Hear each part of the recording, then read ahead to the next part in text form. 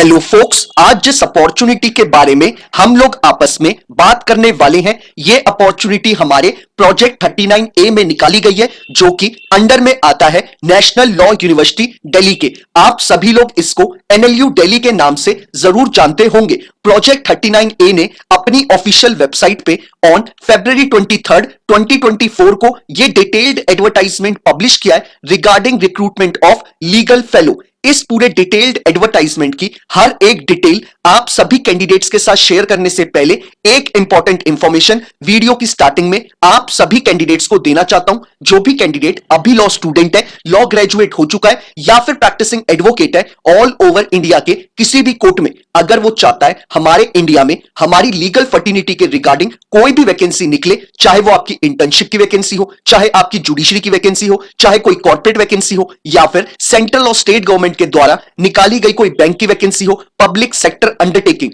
यानी PSU की vacancy हो, या फिर हमारे प्रैक्टिसिंग एडवोकेट्स के लिए निकाली गई कोई इंपैनलमेंट की वैकेंसी हो, it means all over India में हमारे लीगल फर्टिनिटी के रिगार्डिंग कोई भी वैकेंसी निकलेगी, उस वैकेंसी के रिगार्डिंग आप सभी कैंडिडेट्स को इस चैनल पे टाइमली अपडेट प्रोवाइड कराई जाएंगी, ताकि आप सभी लोग टाइमली इन रिक्रूटमेंट प्रोसेसेस का पार्ट बन पाए और जल्दी से जल्दी एक अच्छी अपॉर्चुनिटी को ग्रैब कर पाए। तो मैं चाहूंगा जिस भी कैंडिडेट ने अभी इस चैनल को सब्सक्राइब नहीं करा है, वो मेक श्योर करे कि वो इस चैनल को बिना सब्सक्राइब करे ना जाए, ताकि इस चैनल पे आने वाली हर एक दिन एक लीगल अपॉर्चुनिटी की अपडेट आप किसी भी कैंडिडेट से मिस आउट ना हो। अब हम इस डिटेल्ड एडवर्टाइजमेंट के बारे में बात कर लेते हैं। प्रोजेक्ट 39A ने इस पूरे डिटेल्ड एडवर्टाइजमेंट को 23 फरवरी 2024 को अपनी ऑफिशियल वेबसाइट पे पब्लिश किया था, जिसमें हमें जो डेजिग्नेशन ऑफर करी जा रही है वो हमें लीगल फेलो की करी जा रही है, और हमारी जो जॉब लोकेशन रहने वाली है वो हमारी नागपुर रहने वाली है। साथ ही साथ इसमें जो नंबर ऑफ वैकेंसी निकाली गई है वो हमारी 2 वैकेंसी निकाली गई है। साथ ही साथ इन्होंने इस एडवर्टाइजमेंट के थ्रू हमें क्लियरली मेंशन करा है कि आपके जॉब प्रोफाइल का रोल है कि आपको अंडर ट्रायल प्रिजनर्स के केसेस पे काम करना होगा, जो कि रिप्रेजेंट किए जाते हैं हमारे डालसा एडवोकेट्स के द्वारा। साथ ही साथ इन्होंने क्लियरली बहुत सारी चीजें मेंशन करी हैं कि आपको असिस्टेंस प्रोवाइड करानी पड़ेगी कोर्ट हियरिंग्स में, लीगल रिसर्च में, आपको ड्राफ्टिंग करनी पड़ सकती है, रेगुलर आपको प्रिजन विजिट्स करनी पड़ सकती है, आपको प्रिजनर्स के इंटरव्यू लेने पड़ सकते हैं, आपको फ्रीक्वेंटली प्रिजन विजिट्स करनी पड़ सकती हैं। साथ ही साथ आपको इस एडवर्टाइजमेंट में यह भी मेंशन करा है कि ये जो आपकी जॉब होने वाली है ये आपकी कॉन्ट्रैक्चुअल बेसिस की जॉब होगी, जिसमें आपका 1 साल का कॉन्ट्रैक्ट NLU दिल्ली प्रोजेक्ट 39 के साथ बनेगा। अगर आपकी सर्विसेज आपके सुपरवाइजर को पसंद आएंगी तो आपके कॉन्ट्रैक्ट को आगे एक्सटेंड भी किया जा सकता है और टाइमली रिन्यू भी किया जा सकता है। साथ ही साथ इन्होंने इस एडवर्टाइजमेंट के थ्रू हमें रिस्पॉन्सिबिलिटीज यानी जॉब प्रोफाइल के बारे में भी क्लियरली मेंशन करा है। इन्होंने बोला है कि ये आपकी full time paid position job है, जिसमें आपकी जो लोकेशन होगी वो तो नागपुर रहेगी, लेकिन साथ ही साथ इन्होंने बोला है कि आपको फ्रीक्वेंटली अदर डिस्ट्रिक्ट्स में भी ट्रैवल करना पड़ सकता है। साथ ही साथ इन्होंने बोला है कि आपको प्रिजन विजिट करने पड़ेंगे ड्यूटी काउंसिल के साथ, जो कि डालसा के पैनल एडवोकेट्स होंगे। साथ ही साथ इन्होंने बोला है कि आपको डालसा पैनल एडवोकेट्स के साथ कोऑर्डिनेट करना पड़ेगा, आपको प्रिजन डिपार्टमेंट की अथॉरिटीज के साथ कोऑर्डिनेट करना पड़ेगा, और इन्होंने बोला है कि जो अंडर ट्रायल प्रिजनर्स होंगे उनके आपको इंटरव्यू भी लेने पड़ सकते हैं, आपको उनको कई जगहों पर लीगल रिप्रेजेंट भी करना पड़ सकता है। साथ ही साथ इन्होंने बोला है कि ऐसे कई प्रिजनर्स होंगे जो कि अभी अंडर ट्रायल में होंगे और उनको कोई भी लीगल रिप्रेजेंटेशन नहीं मिल रही होगी, तो आपको मेक श्योर करना है कि जिन अंडर ट्रायल प्रिजनर्स को अभी लीगल रिप्रेजेंटेशन नहीं मिल रही है कोर्ट रूम्स में, आपको डालसा पैनल एडवोकेट्स के साथ आपको और प्रिजन अथॉरिटीज के साथ मिलकर आपको उन्हें लीगल रिप्रेजेंटेशन भी प्रोवाइड कराना है। साथ ही साथ इन्होंने बोला है कि आपको कई डॉक्यूमेंट्स को रिव्यू करना पड़ सकता है केस के, और इन्होंने काफी चीजें आपको मेंशन करी हैं कि आपको रेगुलरली कम्युनिकेट करना पड़ेगा प्रिजन अथॉरिटीज के साथ, और आपको केस के रिगार्डिंग स्पेसिफिक इंफॉर्मेशन और डॉक्यूमेंट्स कलेक्ट करने पड़ सकते हैं। साथ ही साथ इन्होंने बोला है कि आपको एविडेंस को रिकॉर्ड करने में जो प्रिपरेशन होती है उसका पार्ट बनाएंगे, और आपको क्रॉस एग्जामिनेशन प्रिपेयर करने में भी सीनियर काउंसिल्स की हेल्प करनी पड़ेगी। साथ ही साथ इन्होंने बोला है कि आपको कई जगहों पर रिटन आर्ग्यूमेंट्स को प्रिपेयर करना पड़ेगा, आपको ओरल और डॉक्यूमेंट्री इंफॉर्मेशन भी कलेक्ट करना पड़ेगा केस के रिगार्डिंग।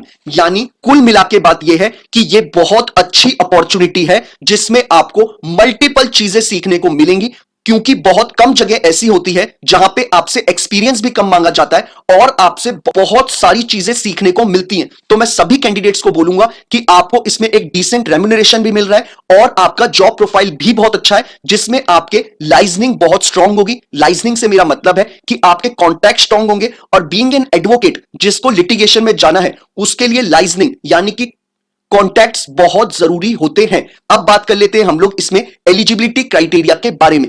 एलिजिबिलिटी क्राइटेरिया में इन्होंने क्लियरली मेंशन करा है कि अगर आप एक एलएलबी ग्रेजुएट हैं from a recognised university, irrespective आपने 3 ईयर का एलएलबी कोर्स करा है या फिर 5 ईयर का बीए एलएलबी का इंटीग्रेटेड कोर्स, अगर आप एक एलएलबी ग्रेजुएट हैं तो आप इनके एजुकेशनल क्वालिफिकेशन के क्राइटेरिया को फुलफिल करते हैं। साथ ही साथ इन्होंने बोला है कि आप एक प्रैक्टिसिंग एडवोकेट होने चाहिए, जो कि आप रजिस्टर्ड होने चाहिए बार काउंसिल ऑफ इंडिया के द्वारा, यानी कि हमारे बीसीआई के द्वारा। साथ ही साथ इन्होंने एक्सपीरियंस में बोला है कि एज अ प्रैक्टिसिंग एडवोकेट आपको मिनिमम 2 साल कंप्लीट होने चाहिए, तभी आप इस पोजीशन के लिए अप्लाई कर सकते हैं।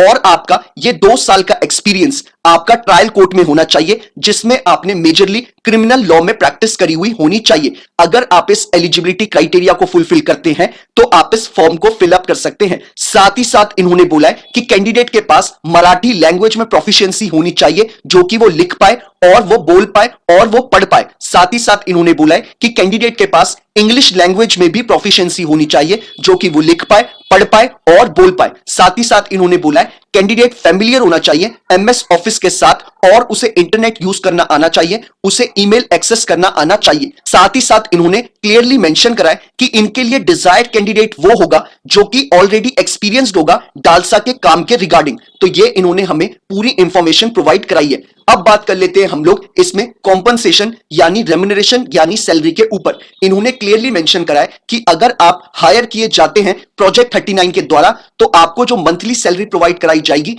वो आपको 50,000 रुपीज मंथली प्रोवाइड कराई जाएगी। अब बात कर लेते हैं हम लोग एप्लीकेशन प्रोसेस के ऊपर, यानी कि हमें इस पूरे रिक्रूटमेंट प्रोसेस का कैसे पार्ट बनना है। वीडियो के नीचे जो आपको पहला लिंक अवेलेबल है आप उस पर क्लिक करेंगे, आपके स्क्रीन पे क्लिक करते ही ये पूरा एडवर्टाइजमेंट खुल के आ जाएगा। आप चाहे तो इसे डाउनलोड कर सकते हैं या फिर अपने स्क्रीन पे ही स्क्रॉल डाउन करके इस पूरे एडवर्टाइजमेंट को पढ़ सकते हैं। ऐसे ही वीडियो के नीचे जो आपको डिस्क्रिप्शन बॉक्स अवेलेबल है उसमें जो सेकंड लिंक अवेलेबल है आप उस पर क्लिक करेंगे, आप डायरेक्टली प्रोजेक्ट 39 की ऑफिशियल वेबसाइट पे चले जाएंगे, जहां पे आप इस फॉर्म को ऑनलाइन फिलअप कर सकते हैं। आप जब इस फॉर्म को ऑनलाइन फिलअप करेंगे तो आपको अपना अपडेटेड रिज्यूमे वहां पर अपलोड करना है। साथ ही साथ आपको एक स्टेटमेंट ऑफ पर्पस भी अपलोड करना है, जिसमें आप एक्सप्लेन करेंगे कि आप इस रोल के लिए क्यों इंटरेस्टेड हैं और क्यों प्रोजेक्ट 39 को आपको हायर किया जाना चाहिए। आपको मेक श्योर करना है कि आपका जो स्टेटमेंट ऑफ पर्पस होगा वो आपका विद इन 700 वर्ड्स में होगा,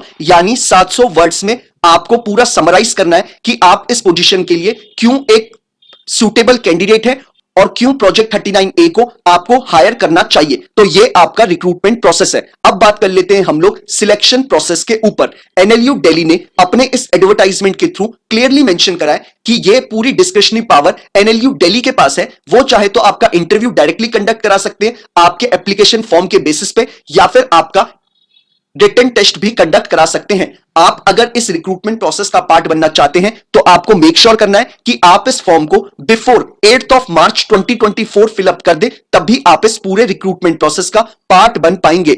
तो ये सारी इंपॉर्टेंट इंफॉर्मेशन हमें इस एडवर्टाइजमेंट पे प्रोवाइड कराई गई थी। अगर इस एडवर्टाइजमेंट के रिगार्डिंग कोई भी क्वेरी आपकी है तो आप मुझे इंस्टाग्राम या ट्विटर पे टेक्स्ट मैसेज ड्रॉप कर सकते हैं या फिर यूट्यूब के कमेंट बॉक्स में भी अपना कमेंट ड्रॉप कर सकते हैं। मैं मेक श्योर करूंगा हर एक कैंडिडेट को टाइमली बेसिस पे रिप्लाई कर दूं, ताकि वो अपने फॉर्म को जल्दी से जल्दी फिलअप कर पाए और अपने आगे की प्रिपरेशन उतनी ही जल्दी शुरू कर पाए। बाकी अगर आपको ये वीडियो पसंद आया हो तो लाइक शेयर जरूर करिएगा, और अगर आप चाहते हैं कि ऐसे ही हर एक दिन एक लीगल अपॉर्चुनिटी की अपडेट आपको मिलती रहे तो मेक श्योर करिएगा कि आप इस चैनल को बिना सब्सक्राइब करे ना जाएं। Thank you so much.